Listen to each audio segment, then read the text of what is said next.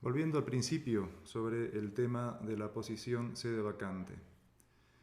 Es lamentable que muchos grupos que se dicen tradicionales, que se dicen sede vacantes, hayan menguado la seriedad de esta posición, con su comportamiento alejado de lo que siempre la Iglesia Católica Apostólica Romana ha actuado. Entonces, ha perdido la credibilidad y la seriedad que realmente debería tener.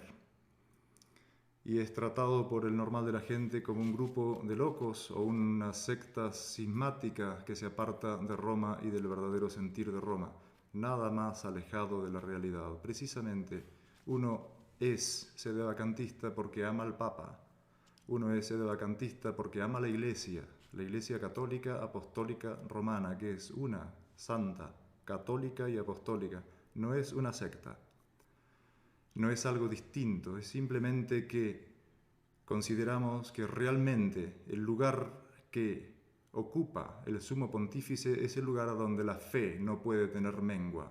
En el Concilio Vaticano II, llamado por Roncalli, alias Juan XXIII, se hizo llamar Juan XXIII, nosotros no lo reconocemos como Papa. En ese concilio se enseñó el error, que básicamente consiste en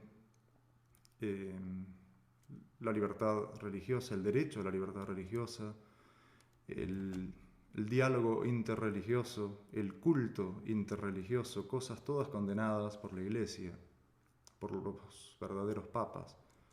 Entonces, la pregunta que uno se debe hacer es, ¿alguno de los dos, o sea, la Iglesia preconciliar o la Iglesia posconciliar, alguno tiene la razón? Pero los dos no pueden tener la razón. Hay una contradicción franca entre una enseñanza de 1958 años, que fue hasta la muerte de Pío XII, de lo que enseñó Juan XXIII en adelante. Juan XXIII llamó al Concilio Vaticano II, y si bien él no lo firmó porque él se murió antes, él ya en sus encíclicas da todas las pautas y las directivas de que el hombre tiene derecho a la libertad religiosa, a la libertad de conciencia, cosas todas condenadas por los papas anteriores. Entonces, si realmente consideramos que el lugar de la sede de Pedro es el lugar a donde no puede menguar la fe, aquí realmente menguó. Entonces, ¿qué significa? ¿Que los anteriores afirmaron algo que no era cierto o que Juan XXIII en adelante afirmaron algo que no es cierto? Hace poco todo el mundo católico se escandalizó por las palabras de Bergoglio diciendo que todas las religiones eran como distintos lenguajes para alabar al mismo Dios. En esas o en otras palabras, pero en esencia es eso que acabo de decir. Eso escandalizó a muchos y sin embargo es lo que viene enseñando la Iglesia del Concilio Vaticano II desde que el concilio se hizo. Es lo que practicó un Juan Pablo II, por ejemplo, Wojtyla, falso papa, cuando se reunió en Asís, allá por los años 80, 86 creo que fue, donde se reunió con todos los líderes de las religiones del mundo a rezar a Dios por la paz. Eso es un acto de apostasía. Un papa que está sentado en el lugar a donde la fe no puede menguar, no puede hacerlo. No es que no debe hacerlo, no puede hacerlo. Es precisamente la posición del sedevacantismo que nos dice que después de la muerte de Pío XII no hubo realmente pastores legítimos, y si bien hubo personajes sentados en la cátedra de Pedro, lo habrán estado ocupando a esa cátedra de una manera de estar sentados nomás, porque lo que es no son realmente sumos pontífices, porque no pueden tener mengua en la fe, no puede haber error, no pueden enseñar el error. Muchos lamentablemente se tropiezan con el término de la definición de la infalibilidad papal. El término que se usa en la definición es ex cátedra, como si este término fuera limitante al oficio mismo del pastor supremo que tiene el Papa. pensando que esta situación se presenta muy pocas veces, o sea que cuando el Papa realmente habla ex cátedra pasa muy pocas veces en la historia de la Iglesia, o quién sabe nunca, o solo cuando se define un dogma, dicen. Pero no entienden que desde que hubo una elección papal en un cónclave legítimo y que el sujeto electo ha aceptado esa elección y designación para el sumo pontificado, ya está, de acuerdo a la enseñanza del magisterio de la Iglesia hasta Pío XII, ya está en la cátedra de Pedro y con todas sus prerrogativas. Por lo tanto, desde ese momento, todo lo que habla y enseña sobre fe y costumbres es infalible, porque le asiste la oración de nuestro Señor Jesucristo, que dijo: yo he orado por ti para que tu fe no desfallezca.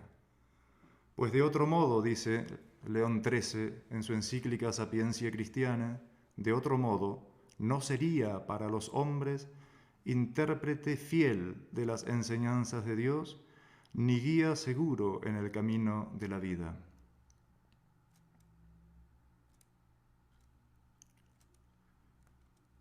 Bergoglio, o Francisco como se hace llamar, él mismo se hizo llamar como la frutilla del pastel.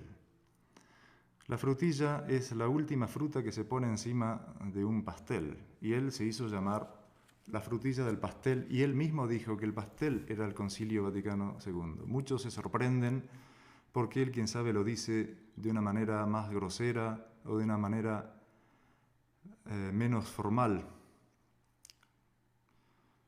Pero en realidad lo único que está diciendo, afirmando y llevando a cabo es todas las enseñanzas del Concilio Vaticano II, es decir, desde Juan XXIII, Juan Pablo I, que tomó los nombres, Juan XXIII, Pablo VI, Montini, Juan Pablo I, que tomó el nombre de Juan y de Pablo por Juan XXIII, y Pablo VI, promotores del Concilio Vaticano II, Juan Pablo II, otro horror, Benedicto XVI, Ratzinger, todos falsos papas, desde Juan XXIII en adelante. Benedicto XVI fue realmente venenoso porque él tenía capa de tradicionalista, porque usaba los ornamentos tradicionales de la Iglesia, pero fue uno de los teólogos del Concilio Vaticano II, uno de los promotores de todos los errores del culto interreligioso, libertad de conciencia, libertad religiosa, derechos a la libertad religiosa. Bergoglio lo único que está haciendo es llevando a cabo, de otra manera, quién sabe, más patente a los ojos de los hombres, o quién sabe con otros métodos de sistema de comunicación que llega a más personas, por lo que es la globalización de la comunicación debido a cómo corren las noticias hoy por hoy. Pero él realmente es la frutilla del pastel. El problema no es él es parte del problema, pero el problema empezó con Juan XXIII.